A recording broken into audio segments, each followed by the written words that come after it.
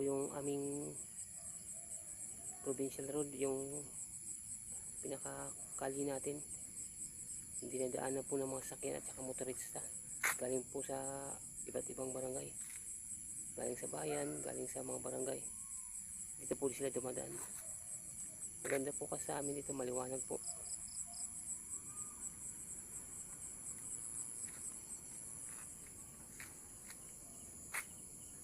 Ito po yung papuntang bayan. Dito po tayo muna. Nakaupo muna tayo sa harapan po ng aming outpost, sa aming po ginudutihan, sa aming tinatambayan.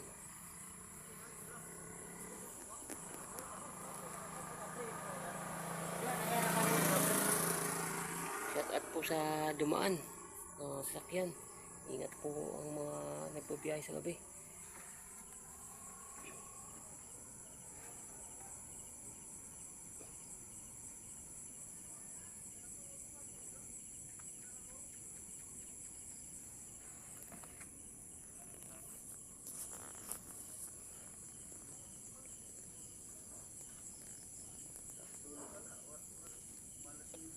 Siya nga ni, di nga, at adi man ni tintin, pero kay adi man liwat ha, harayo. Di man dili na tambay at tumanya dito. Oo. Magkatulatong ko lang makaabot la. Alas 9:30. Jun. Waray liwat. Waray liwat tumulto na iya. Sabado nga. Danay na yung alimot. Danay na tito ko na iya. Asya good talaga. Asya nga ni.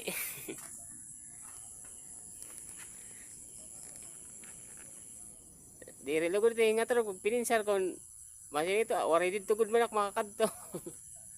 Pininsar ito mag-aga.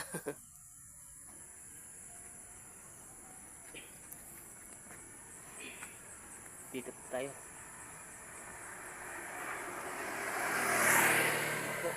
May dumang pong motor. Kausap ko po yung aming ex-kapitan. Yung aming ex-kapitan kasi hindi niya tinapos yung serbisyo niya. Nag-resign po siya. Dahil sa mga matigas ang ulo dito sa aming barangay, nag-resign po siya sa serbisyo. Ang pumalit po sa kanya yung presiding councilor na first councilor. Yung po ang pumalit. Siyempre yung lagi ang ipapalit diba sa pag unang sample natin kung mag-resign o kaya mag-sample natin kung umayaw ng kapitan, siguradong papalit sa kanya ang number 1 na councilor. Siya po ngayon ang acting kapitan, pero ano na po siya, aktibo na po siyang nagsiserbisyong bilang kapitan. Hindi na po siya isa sa mga barangay kagawad kasi siya na po ang pinalit.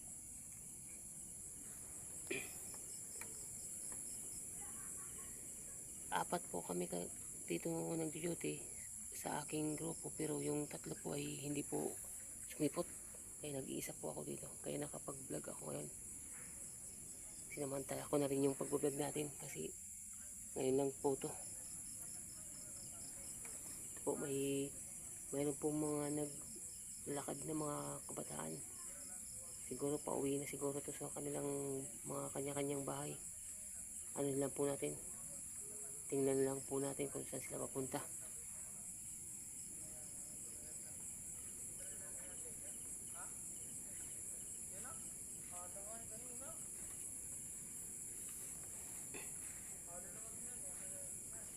Yung mga bata nga lampas 18 patas, yun po ang inaano po namin sa aming ordinance na curfew. Pero yung 16 pababa ay parang ano siguro, hindi pala, baliktad. Yung 16 pababa yun yung pinokurfew namin.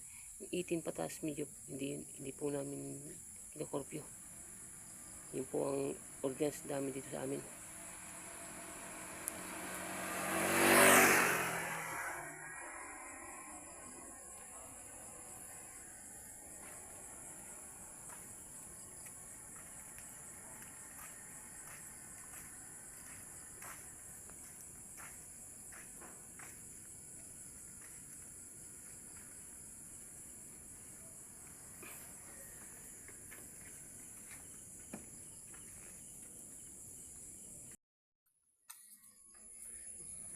Magandang gabi.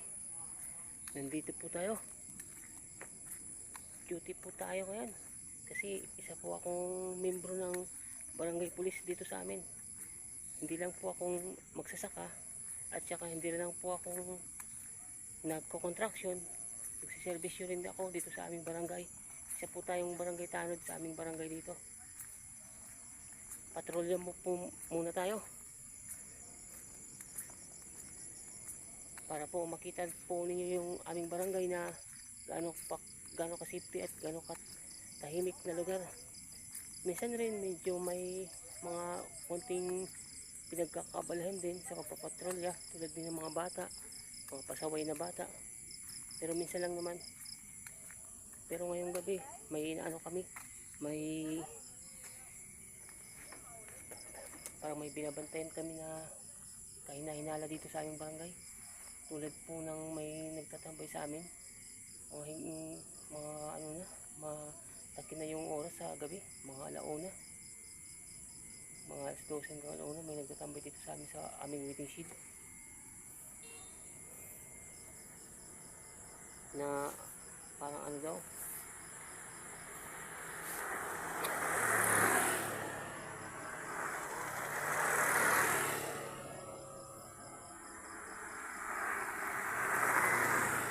parang tao na kahina-hinala ba.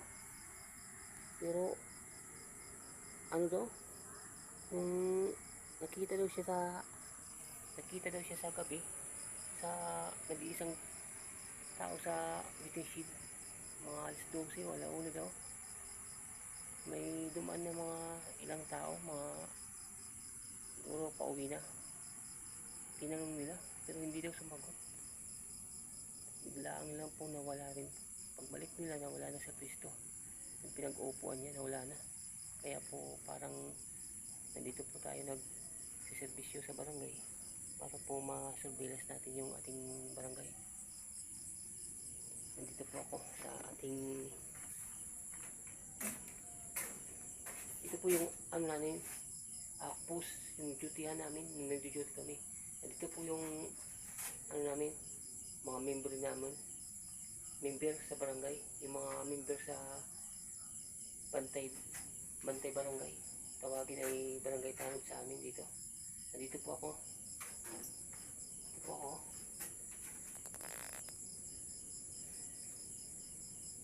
Ito po. Ako po yan. Ito. Ito po yung pangalan ko.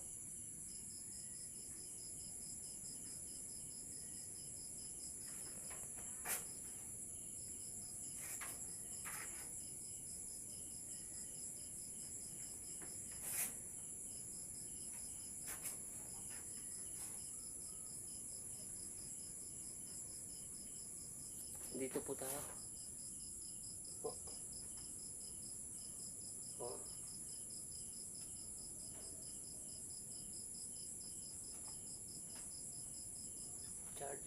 Richard Plamara po.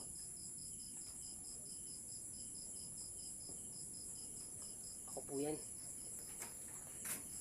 Ito po yung namin. Dito po kami nag-duty. Dito kami nagtatambay.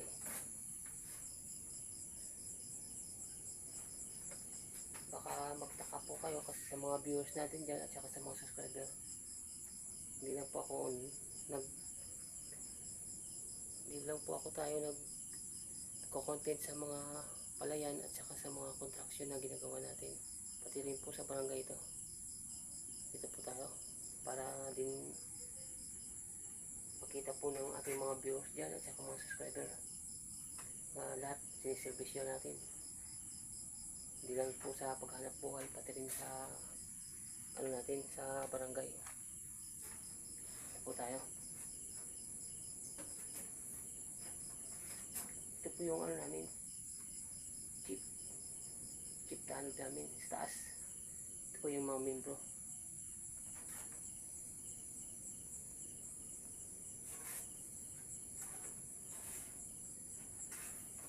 Shout out po dyan sa mga kasamahan ko. Yun po yung mga kasama natin dito sa barangay. Sila po yung laging anong oras nakahanda sa serbisyo nila pag papatrolya, anong oras tawagin. Ito muna po tayo sa labas para makita po natin yung ano natin, barangay, para may ano tayo, may makita sa kalye.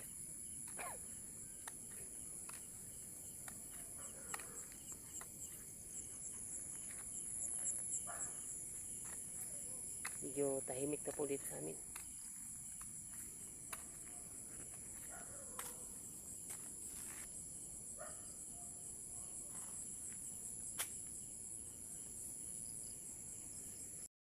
At yan siwig, madto. Oo, may lamay yun dyan. 2020. May lamay dyan, bulaw. Dawag ka nga yan. Basta na dishin to. Para. Pero nga, sa bunsod, dito. Dawag ka doon. Bunsod, dito nga. Kasi, ano ko, may luho dito siguro. Uubos na yung salog. Service na. Ano mo to? Pagkaalam parang vlog ito, vlog sa YouTube. Kaya na ba kayo? Hay vlog. Ay, talaga po. Talaga naman ito. Diyan mo na ni mo kwan? Ano mo subscriber? Papagwan na. Kasi, mapigil pa 500 pala.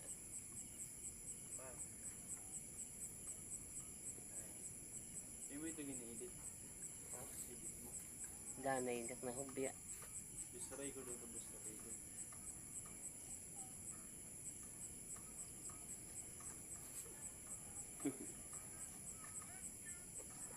Chorong gabatan, di ka umis.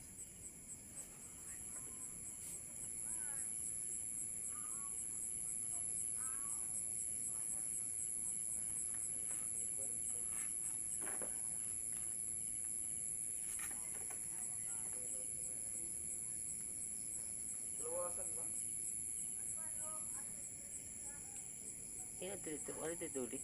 Yung aling asa.